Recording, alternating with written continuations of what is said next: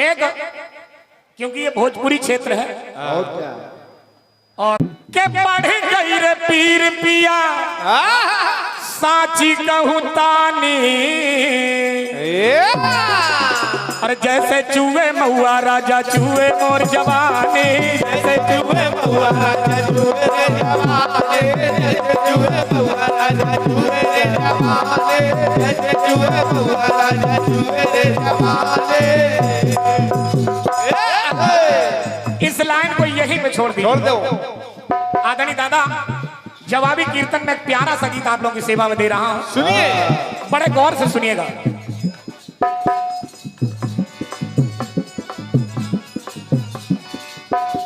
एक बार माता भक्ति दुनिया में विचरण करते करते वृंदावन में पहुंच जाती हैं। अब देखिए वहां क्या हुआ। क्या हुआ? उनके दो बच्चे हैं उनके साथ में, उन बच्चों की दशा देखिए। फलना है जग को इन्हीं से है फलना, जग को इन्हीं से है फलना, जग को इन्हीं से है फलना। फलना है जग को इन्हीं से है फलना, फलना मिले होत तीनों सफलना, फलना मिले होत तीनों सफलना, फलना मिले होत तीनों सफलना। माता भक्ति ने नारद जी से कहा, अरे नारद जी महाराज ये कैसा समय आ गया है। समय कैसा है? कैसा? आप लोगों ने भागवत में सुना होगा, अब कृपा की नजर करो मुनिवर ज्ञानी,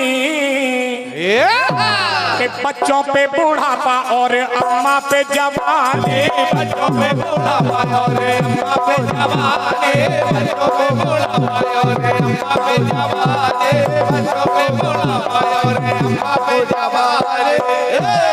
दादा बुरा नहीं मानना, मैं गलत नहीं कह रहा हूं, क्योंकि भक्ति के जो दो पुत्र हैं ज्ञान और बैराग, वो दोनों बेचारे वृंदावन में बूढ़े हो गए और भक्ति आज भी जवान है जहां लोग राधे राधे कहा करते हैं।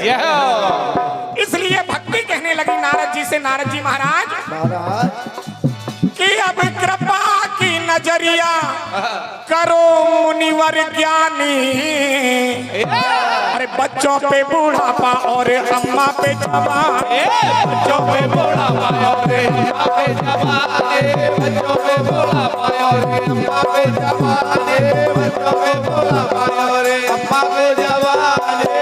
दादा इसमें एक बात लगी है कि अम्मा पे जवानी देखो, अम्मा पे जवानी देखो, अम्मा पे जवानी, बच्चों पे बूढ़ापा और अम्मा पे जवानी, बच्चों पे बूढ़ापा और अम्मा पे जवानी, बच्चों पे बूढ़ापा और अम्मा को जवानी। अब देखिए एक बार क्या हुआ, क्या हुआ? कामदेव भगवान शिव की तपस्या भंग करने के लिए जब गया तो भगवान ने अपने तीसरे नेत्र से उसको भस्म कर दिया, लेकिन उसे आशीर्वाद दिया कि जाओ भगवान किशन के वंश में तुम्हारा जन्म होगा। और जब जन्म हुआ कामदेव का तो रति जाती है और अपने पति को खिलाने लगती है, क्योंकि वो छोटा है और रति जवान है। देखिए वहां पे हुआ क्या? क्या हुआ? अरे पलना में झूल रहे प्रेम पाए पलना, मेरा जो पति है वो बहुत छोटा है, जन्म हुआ है अभी उसका, क्योंकि भगवान ने कामदेव को भस्म कर दिया था। इसलिए जब दोबारा जन्म हुआ तो पलना में झूल रहे प्रेम पाए पलना, पलना निहारे मोहे चैन आए पलना, पलना निहारे मोहे चैन आए पलना, पलना निहारे मोहे चैन आए पलना। और अपने पति की सूरतिया पे, अरे पिया की सूरतिया पे ई रतिया रिझानी, और दूध पिए राजा और रानी पे जवानी, दूध पिए राजा और रानी पे जवानी, दूध पिए राजा और रानी पे जवानी, दूध पिए राजा और रानी पे जवानी। रानी पे जवानी देखो, रानी पे जवानी दूध पिए राजा और रानी पे जवानी दूध पिए राजा रानी पे जवानी दूध पिए राजा रानी पे जवानी। भगवान कृष्ण के वंश में कामदेव जी का जन्म हुआ तो रति कहने लगी कि जो मेरे पति हैं वो अभी छोटे हैं और क्या? वो बेचारे अपनी अम्मा का दूध पी रहे हैं और मैं उनकी पत्नी हूँ, पत्नी पे जवानी है। भैया बाद में बोलेंगे हम आपका आशीर्वाद सुनिएगा। सुनिए। एक बार सुकन्या ने महर्षि चमन जी की आंखें फोड़ दी।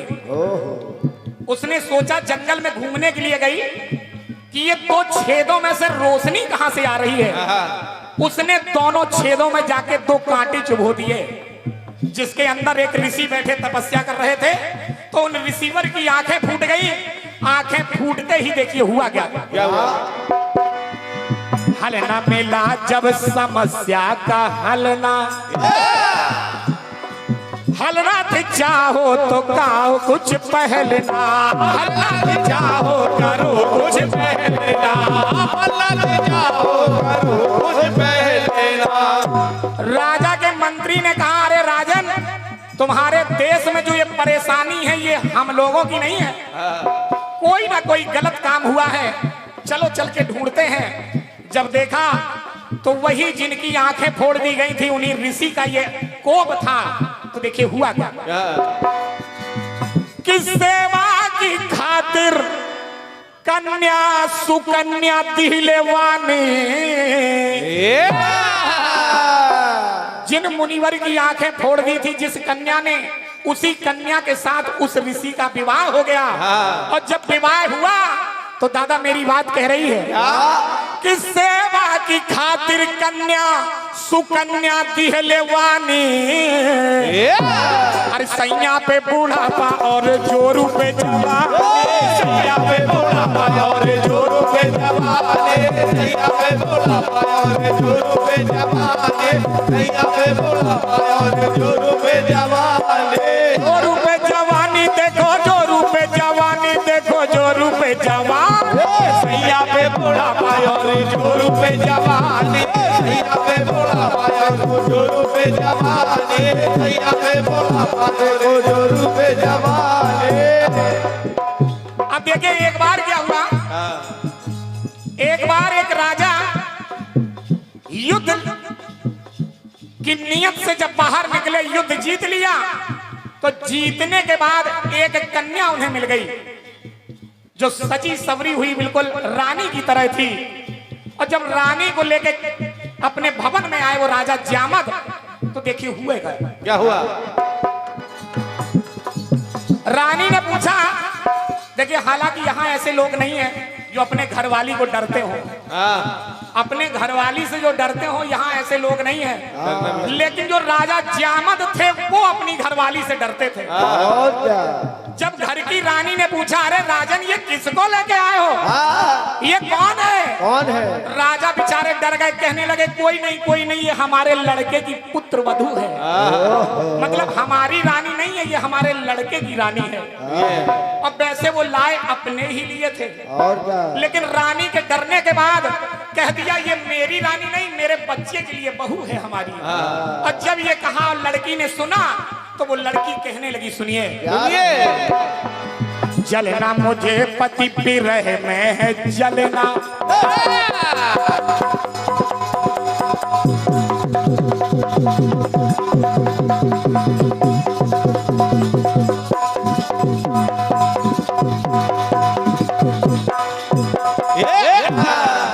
क्योंकि उस लड़की ने पूछा ये बताइए राजन आपका लड़का किधर है?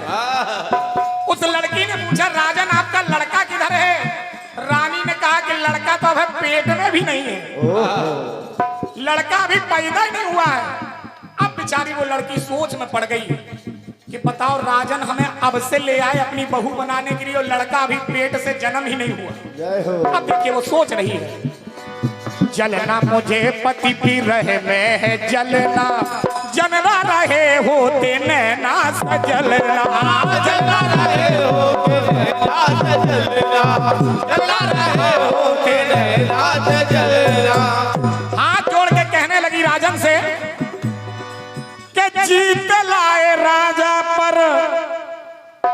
रानी बनी नाही रानी के पेट में ना पिया पर पुतोहू पे जवानी, पेट में ना पिया पर पुतोहू पे जवानी, पेट में ना पिया है दुल्हनिया पे जवानी, पेट में ना पिया है दुल्हनिया पे जवानी। अंतिम बात